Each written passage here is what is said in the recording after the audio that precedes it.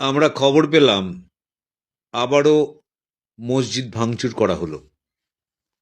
দাঁতন বিধানসভা কেন্দ্রের আতলাতে যে মসজিদটা ছিল সেটা ভাঙচুর করে দেওয়া হলো।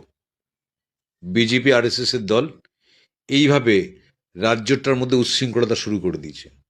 এরা ক্ষমতায় আসবে না, রাজ্যের মানুষ এদের চায় না, তথাপি কেন, কিসের জোরে এরা এত ক্ষমতা দেখাচ্ছে? কোথায় গেল মুসলিমদের সমস্ত ধর্মযাজকরা?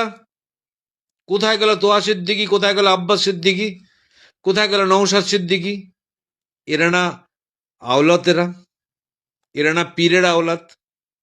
এরা মুসলিমদের ওপর যত অত্যাচারী হোক না কেন, এরা এতকাল মুখ খোলেনি।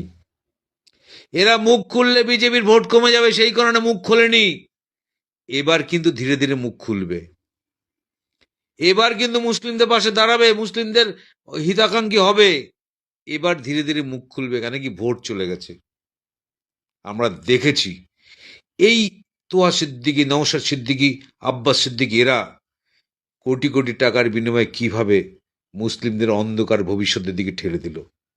হুমায়ুন কবির 1,000 কোটি টাকার বিনিময়ে কি করে মুসলিমদের কোমল হৃদয় ব্যবহার করে মুসলিমদের অন্ধকার ভবিষ্যতের দিকে ঠেলে দিল। আজও দাঁতনে মসজিদ ভাঙা হচ্ছে। আমরা হিন্দু, আমরা কোনো হিন্দু ভাই চাই না যে কোনো ধর্মস্থানের উপর কোনো রকম আক্রমণ হোক, কিন্তু অনবরত আক্রমণ চলছে।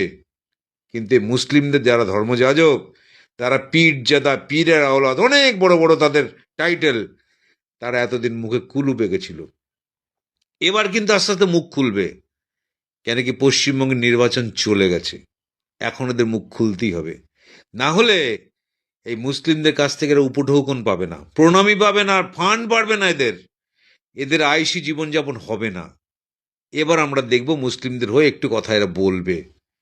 এতকাল বিজেপির পয়সায় বলিদান হয়ে এরা একটাও বিজেপির বিরুদ্ধে, আরএসএস এর বিরুদ্ধে একটাও মুখ খোলেনি।